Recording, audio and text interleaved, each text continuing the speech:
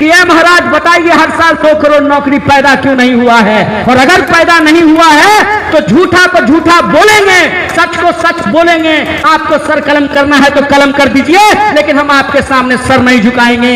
हम इस आजाद देश में आजाद नागरिक की तरफ पैदा हुए हैं, हम आपके सामने झुकने वाले नहीं हैं। कि इस देश में जो नकली देशभक्त बनकर के घूम रहे हैं उनका पर्दाफाश करेंगे और देश की आम आवाम के लिए अपनी लड़ाई को आगे बढ़ाएंगे, इसको मजबूत करेंगे। राजनीति का मतलब सिर्फ एमपी और एमएलए बनना नहीं होता।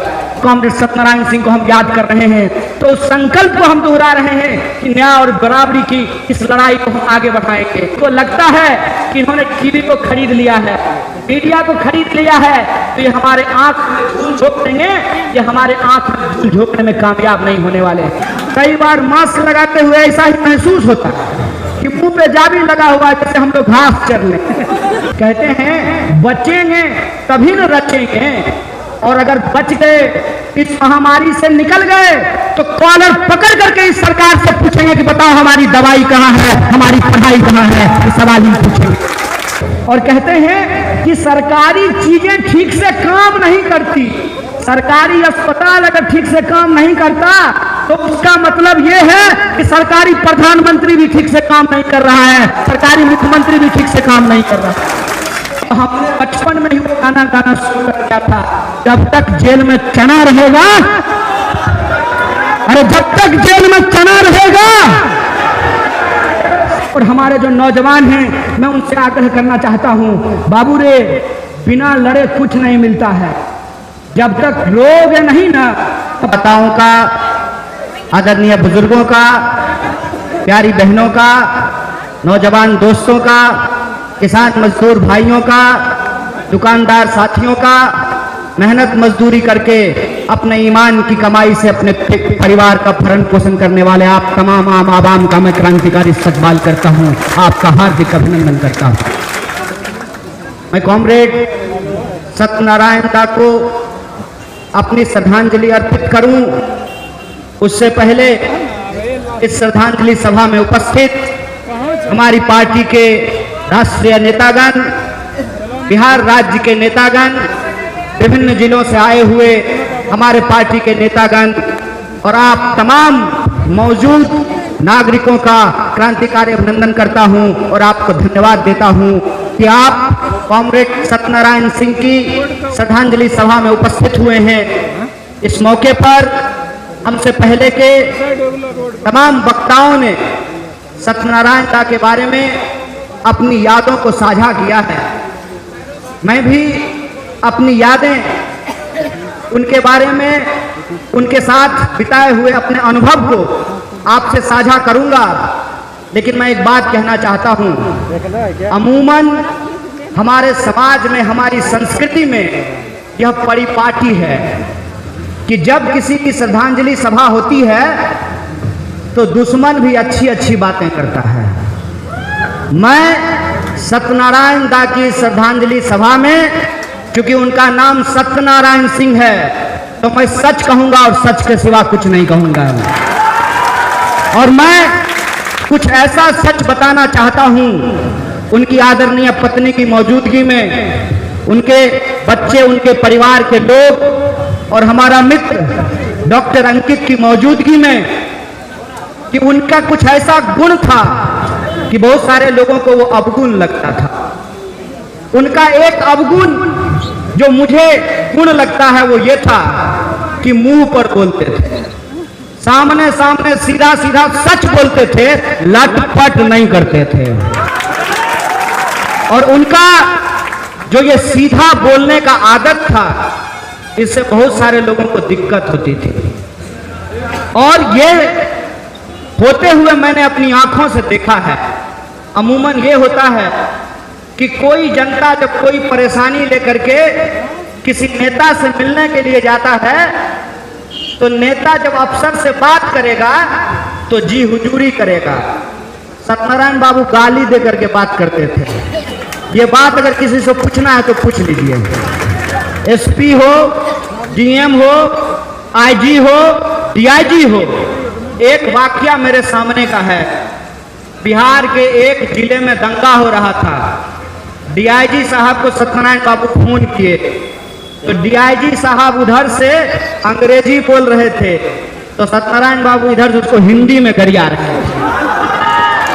ये बात किसी को बुरी लग सकती है, लेकिन मुझे लगता है यही सत्यनारायण बाबू का पहचान था। दूसरा जो उनका अवगुण है, जो मुझे गुण लगता है, वो था वो जिद्दी स्वभाव ज्ञान। एक बार अगर मन में कोई जिद ठान लिए तो दुनिया का कोई ताकत वो जिद उनसे छुड़वा नहीं सकता था। और उन्होंने लाल झंडा मेरे मृत शरीर पे उड़ाया जाएगा, इसका जिद ठान लिया था। और इसी जिद के चलते कोरोना में जब लोग घरों में दुबके हुए थे, सत्यनारायण बाबू अपना गाड़ी लेकर के चप्पा चप्पा इलाका इलाका नापते रहते थे। मैं बेगूसराय से आता हूँ। बेगूसराय और खगड़िया कभी मुंगेर जिला का पार्ट हुआ करता था, और बेगूसराय के कई साथी यहाँ मौजूद हैं। बेगूसराय के दो विधायक यहाँ मौजूद हैं। आपको मालूम होना चाहिए कि सत्यनारायण बाबू खाली खगड़िया जिला के सचिव नहीं थे, बेगूसराय जिला के भी सहायक सचिव थे, और कॉमरेड सूरज नारायण सिंह जननेता के साथ उनको काम करने का मौका मिला था। आज लोग राजनीति में कैरियर बनाने के लिए आते हैं। सत्यनारायण बाबू अपना कैरियर छोड़ करके राजनीति में आए थे, लेक्चरर का नौकरी को लात मार करके राजनीति में आए थे। ये सत्यनारायण सिंह की पहचान है। और जब वोट मांगने के लिए जाते थे तो बहुत सारा लोग कहता था कि आप हमारा जमीन पर झंडा गड़वा दिए हैं और आप हमारे घर पर वोट मांगने के लिए आए हैं। मिस्टर कन्हैया कुमार, आपको ये लगता होगा कि आप दिल्ली बंबई घूमिएगा, बिहार का राजनीति कीजिएगा, तो कान खोल करके सुन लीजिए, बिहार का जनता लग्गी से घास नहीं खाती है। इसी टोन में वो बात करते थे। और अभी जब हम बगल में बैठे हुए थे चाची के, तो चाची ने फोटो दिखा करके कहा कि तुम तो बहुत प्यार करते थे। हम बोले हाँ, प्यार हमको करते थे, इतना प्यार करते थे कि उनके प्यार को देख करके कुछ लोग आज भी कहते हैं कि छोरा कौन सत्यनारायण बाबू ने बढ़ाए थे। एक बात हम कह देते हैं, सत्यनारायण बाबू जैसी शख्सियत, चाहे उनकी बात मुंह पर आपको खराब लगे, लेकिन पीठ पीछे आप भी एक बात सोचिएगा कि सच पर ईमान पर खड़ा रहने वाले इंसान थे। और हमारे जैसा व्यक्ति अगर आज इस लाल झंडा को थामा है तो उन जैसे शख्सियतों का ये देन है। मैं ये समझता हूं कि उनके जैसे शख्सियत नहीं होते तो हमारे जैसे व्यक्ति इस पार्टी में नहीं होते। इसीलिए जब मैं श्रद्धांजलि उनको व्यक्त कर रहा हूं तो ये महज औपचारिकता नहीं है मेरे लिए, ये महज औपचारिकता नहीं है, ये हमारे लिए एक दुख की घड़ी है। लेकिन इस दुख की घड़ी में हम आंसू नहीं बहाना चाहते हैं।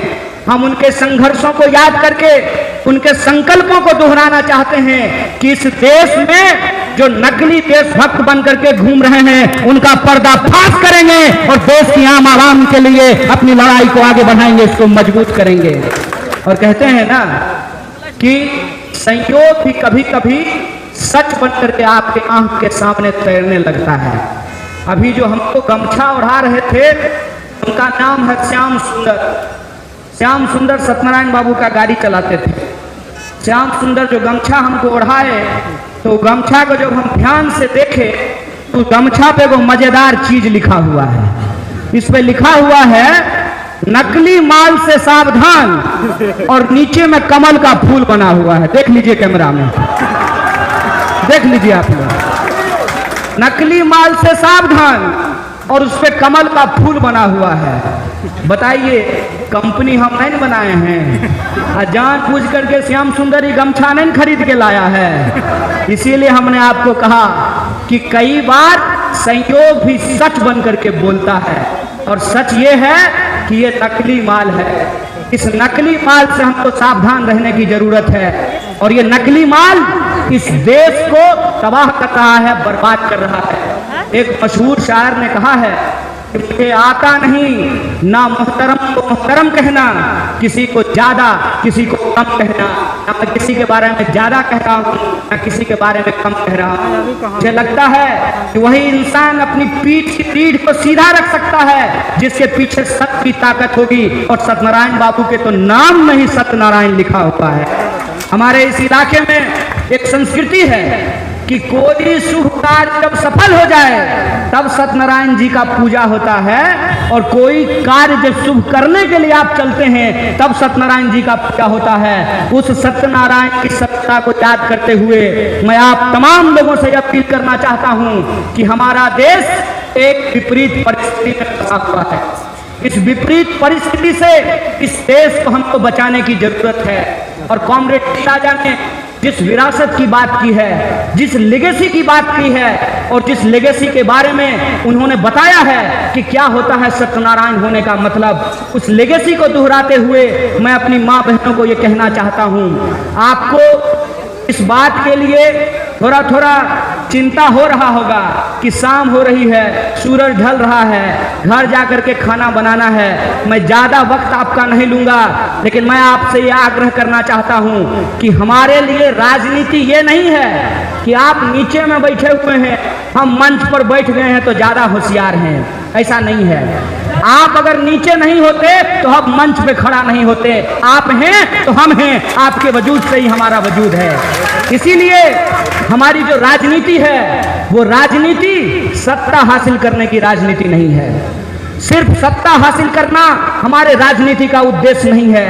हमारी राजनीति का उद्देश्य ये है कि इस देश की महिलाओं के हक और अधिकार के लिए नियम बने, और सिर्फ नियम नहीं बने, अगर वृद्धा पेंशन देने का नियम बना है तो एक एक वृद्धाओं को वो पेंशन मिले। यही हमारी राजनीति है। हमारी राजनीति ये नहीं है कि हम किसानों के नाम पे संगठन बना करके किसानों से चंदा वसूलते रहें। हमारी राजनीति ये है कि नियम बने, अगर नियम बना है एमएसपी मिलने का तो एक एक किसानों को एमएसपी मिले। ये हमारी राजनीति है, ये हमारी लड़ाई है। हमारी राजनीति ये नहीं है कि छौड़ा सबका दू चिरू दारू पिलाय का, बुलेट में पेट्रोल भराय का, आ मुंगेर से पिस्तौल लाइक दे देवे इनकलाब जिंदाबाद हमरा पीछा करते।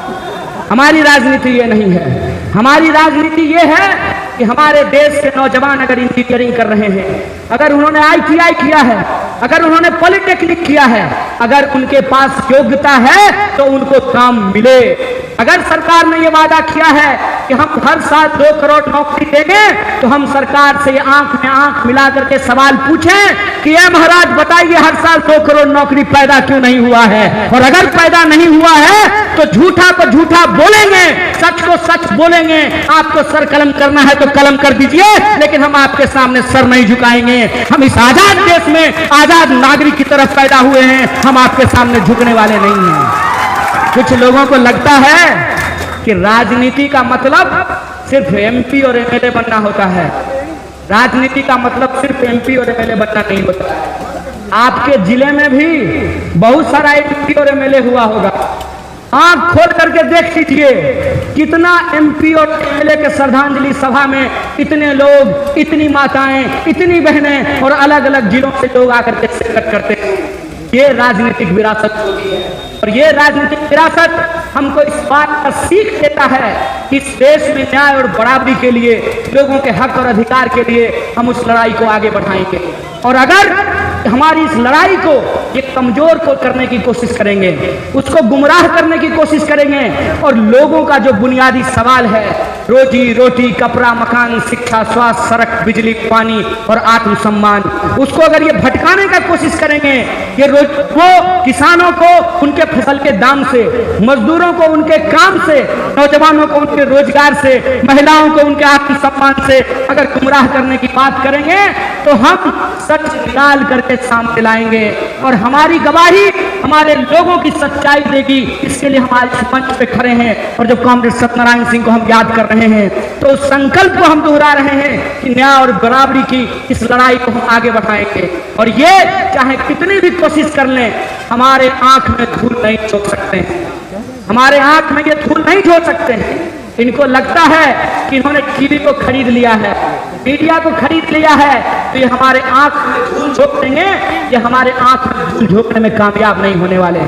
इसीलिए मैं आप तमाम लोगों से आग्रह करना चाहता हूँ, देश की जो मौजूदा परिस्थिति है उस परिस्थिति को हमको समझने की जरूरत है, और उस परिस्थिति में हमको यह समझना होगा कि यह जो लूट का तंत्र है, इसका जो पूरा का पूरा सिस्टम है, उस सिस्टम को हमको समझना पड़ेगा। आप हमको एक बात बताइए, आजकल दारू का बहुत धंधा हो रहा है, हो रहा है नहीं हो रहा है? दारू का जो धंधा हो रहा है, तो आपको क्या लगता है दारू का पैसा खाली दरोगा जी को जाता है? दारू का पैसा खाली दरोगा जी को नहीं जाता है, दारू का पैसा मंत्री जी को भी जाता है। यह बात अपने दिमाग में डाल लीजिए। ये जो सिस्टम है, इस सिस्टम को आप समझ लीजिए। यह सिस्टम ऐसा नहीं है कि जिसमें आप निचले पायदान पे खड़े हुए व्यक्ति को सब चीज के लिए जिम्मेवार समझते हैं। मैं समझता हूँ इस सिस्टम में ऊपर पे जो बैठा हुआ इंसान है वो सब चीज के लिए सबसे ज्यादा जिम्मेवार है। आज हमारा देश कोरोना जैसी महामारी से जूझ रहा है। आप जानते हैं कि कांग्रेस सरकार की मौत भी कोरोना की वजह से हुई है, पूरा का पूरा परिवार उनका कोरोना से संक्रमित है। इसलिए मैं आप सबसे आग्रह करना चाहता हूँ कि सरकार अगर मूर्ख हो गई है, सरकार अगर अपना ईमान अपने दोस्तों के हाथ में बेच दी है, तो आप अपने दिमाग से काम लेना बंद नहीं कीजिए। मैं आपसे आग्रह करता हूँ, हमको इस बात का शौक थोड़ी है कि हम अपने मुंह पर नकाब लगाए रखें, नया नया बचिया हो बचिया मट्टी।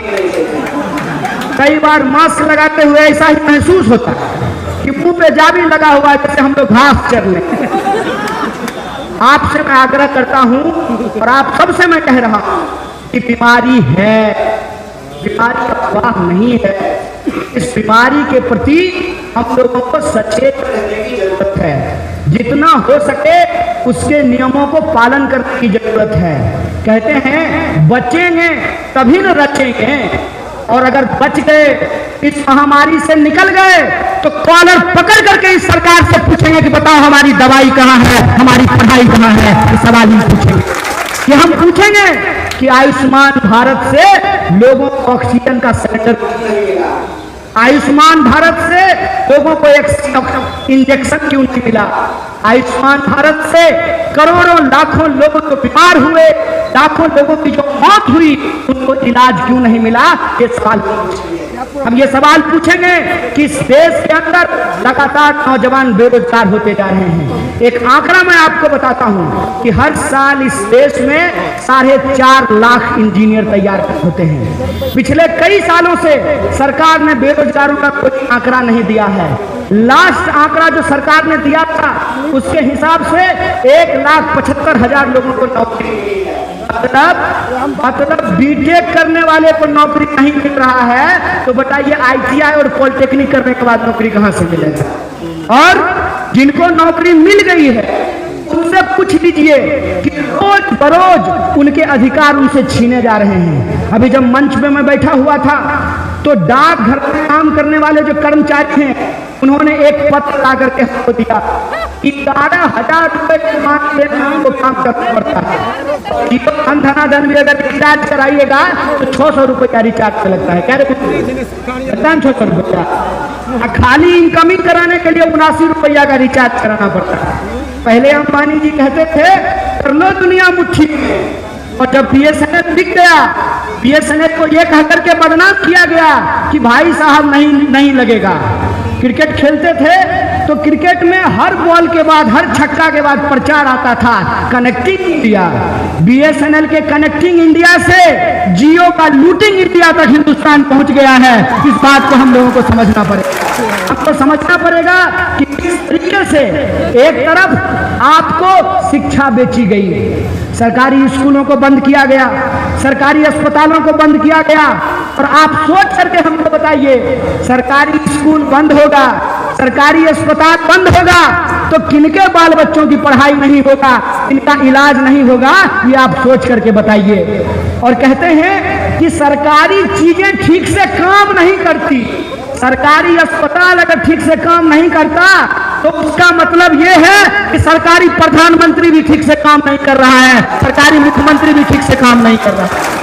और सरकारी नौकरी मिलना मतलब भगवान मिलना। लेकिन आप जान लीजिए सरकारी नौकरियों में भी मानदेय दिया जा रहा है, ठेका पर बहाली किया जा रहा है। और जिन लोगों को सरकारी नौकरी है एक एक करके उनकी सुविधा छीनी जा रही है। जो पुराने लोग हैं उनको मालूम होगा, उनको पीएफ मिलता था, ग्रेच्युटी मिलता था, उनको बीमा मिलता था, उनको पेंशन मिलता था। जो नया बहाली हो रहा है उनको पेंशन नहीं मिल रहा है। क्या पेंशन मिल रहा है? नहीं मिल रहा है। तो बोलिए जोर से सरकार मुर्दाबाद। हमारे साथ आप भी कंधा से कंधा मिला करके खड़ा होइए। ये लड़ाई हम लड़ेंगे। हमारी लड़ाई समाज को बांटने की लड़ाई नहीं है। हमारी लड़ाई समाज में एकता को स्थापित करने की लड़ाई है। जो वर्दी पहन करके खड़ा है वो हमारे ही घर के भाई और बहन हैं। और हमारा ही भाई खेत में कुदाल लेकर के मजदूरी कर रहा है, किसानी कर रहा है। इस देश में जवान और किसान आपस में लड़ने वाले नहीं हैं। जय जवान, जय किसान, जय संविधान के नारे को हम बुलंद करेंगे और इसी नारे के साथ हम हिंदुस्तान का निर्माण करेंगे, उनके सपनों को पूरा करेंगे जिनके सपनों के लिए आज हम इस श्रद्धांजलि सभा में खड़े हुए। ये श्रद्धांजलि सभा कोई साधारण विरासत को रिप्रेजेंट नहीं करता है। ये श्रद्धांजलि सभा शहीद आजम भगत सिंह, महात्मा गांधी और डॉक्टर बाबा साहब भीमराव अम्बेडकर की विरासत को लेकर आगे चलने वाला यह श्रद्धांजलि सभा है। इस बात को हम लोगों को समझना पड़ेगा। हमको यह बात अपने दिमाग में मजबूती से डालनी होगी कि अगर आज हम सचेत नहीं हुए, अगर आज की परिस्थितियों को अगर हमने ठीक से नहीं समझा, तो वो दिन दूर नहीं है कि अंग्रेज आए थे भारत में व्यापार करने के लिए। आए थे ना, अंग्रेज आए थे भारत में व्यापार करने के लिए। और कब व्यापारी से राजा बन गए इस बात का हमको पता नहीं चला। ये भी आए हैं, ये नक्कालों से सावधान, ये भी आए हैं हमारा विकास करने के लिए। हमारा विनाश करेंगे और अपने लल्ला का विकास करेंगे। यह बात भी हम लोगों को समझना पड़ेगा। हम लोगों को समझना पड़ेगा कि हमारा बच्चा जब नौकरी देने के लिए जाता है, नौकरी देने के लिए जाएगा, बहाली में जाएगा, दौड़ेगा, उसका हाइट नापेंगे तो कहेंगे बाबू रे तुम्हारा अंगूठा टेढ़ है, 3 लाख रुपया क्या बोलेगा? 3 लाख रुपया दीजिए, अंगूठा सीधा हो जाता है। 3 लाख रुपया दीजिए, अंगूठा सीधा हो जाता है। तो मेरा बेटा का नौकरी देने के लिए आप अंगूठा चेक करते हैं। बीसीसीआई का सेक्रेटरी बनने के लिए अमित शाह बेटा का माथा चेक किया गया कि नहीं किया गया है? यह सवाल इनको बताइए। ये जो लड़ाई है, इस लड़ाई को आप समझिए। ये समझिए कि आपका वोट और हमारा वोट, बाबू साहब का वोट, अम्बैयों का वोट, छौड़ा का वोट, बुढ़ा का वोट, सबका वोट बराबर है। और ये वोट के बराबरी का अधिकार हमारी सबसे बड़ी ताकत है कि अगर सरकार और बाबू लोग हमारा बात नहीं सुनता है, कान पकड़ करके उसको गद्दी से नीचे करेंगे। ये हमारा अधिकार है और इसी अधिकार का हम इस्तेमाल करेंगे। लोकतांत्रिक तरीके से अपनी लड़ाई को हम आगे बढ़ाएंगे और सबका भारत, कुछ सबके भारत में सब लोग आत्मसम्मान से रह सके। चाहे वो टीका लगाने वाला हो या टोपी पहनने वाला, चाहे वो कुर्ता पहनने वाला हो या साड़ी पहनने वाली, चाहे सिंदूर लगाने वाली हो या कुर्ता पहनने वाली हो। इस देश में तमाम स्त्री और पुरुष जो यहाँ पैदा हुए हैं उनका अधिकार बराबर है। इस बराबरी के अधिकार को लेकर के हम लड़ेंगे। इनको जितना ताकत लगाना है ये लगा लें। ना इनसे डरे थे, ना डरे हैं, ना आगे डरेंगे। यह संकल्प हम आपके सामने ले और इसी संकल्प के साथ हम आपको ये कहना चाहते हैं कि जो लड़ाई सत्यनारायण सिंह जैसे व्यक्तियों ने लड़ा है, उस लड़ाई को आगे बढ़ाने की जरूरत है। इनको जितना जोर लगाना है लगा लें। ये पत्रकारों को जेल में बंद कर दिए हैं, विद्यार्थियों को जेल में बंद कर दिए हैं, लेखकों को जेल में बंद कर दिए हैं। और इनको लगता है कि जेल में रखने से हम डर लेंगे। तो हमने बचपन में ही वो गाना गाना शुरू कर दिया था, जब तक जेल में चना रहेगा, अरे जब तक जेल में चना रहेगा। सत्यनारायण बाबू जब पार्टी का काम करते थे तो उनके ऊपर गोली चला था। ठीक कह रहे हैं ना? उनके ऊपर गोली से हमला किया गया था। देखिए, जो लोग गोली से विचार को रोकना चाहते हैं, उनको इस देश में भगत सिंह का इतिहास नहीं मालूम है। अंग्रेजों को लगता था फांसी में चढ़ा देंगे तो भगत सिंह की विरासत रुक जाएगी। भगत सिंह की विरासत आगे बढ़ी, अंग्रेज भागे और अंग्रेजों की जो चापलूसी करने वाले, राम के नाम पे जो नाथूराम की सत्ता चलाने वाले लोग हैं, इनको भी हम भगाएंगे और आने वाले दिनों में इस देश को भगत सिंह के सपनों का देश, डॉक्टर बाबा साहब भीमराव अम्बेडकर और महात्मा गांधी के सपनों का देश बनाएंगे। यही जो विरासत है, इस विरासत की शिक्षा हमको कॉमरेड सत्यनारायण सिंह से मिलती है, उनके संघर्षों से मिलती है। इसीलिए मैं आप सबके सामने यह आग्रह करता हूं कि उस लड़ाई को, उस संघर्ष को हमको आगे बढ़ाना है। और हमारे जो नौजवान हैं, मैं उनसे आग्रह करना चाहता हूं, बाबू रे, बिना लड़े कुछ नहीं मिलता है। जब तक रोगे नहीं ना, तब तक माए भी दूध नहीं पिलाती है। क्या बता रहा हूं, ठीक बोल रहे हैं ना? जब तक हम रोएंगे नहीं, तब तक आपको पता चलेगा कि भूख लगा है। अपने हक और अधिकार के लिए बोलना सीखो, अपने हक और अधिकार के लिए लड़ना सीखो। और जो बोलता है, जो लड़ता है, वही आगे चल करके देश का मुस्तकबिल लिखता है। और यही मुस्तकबिल इस देश से नौजवान, इस इलाके के नौजवान लिख सकें, मैं समझता हूं कॉमरेड सत्यनारायण सिंह को यही सच्ची श्रद्धांजलि होगी। इस श्रद्धांजलि को, इस संकल्प को हम अपने मन में रखते हुए आप लोगों से विदा लेना चाहते हैं कि आपने हमको बुलाया, अपने बीच बातचीत रखने का मौका दिया, इसलिए हम शुक्रगुजार हैं। और तहे दिल से आपका धन्यवाद करते हुए आप तमाम लोगों को शुक्रिया कहते अपनी बात को खत्म करूंगा। शुक्रिया। इंकलाब जिंदाबाद, हमारी एकता जिंदाबाद।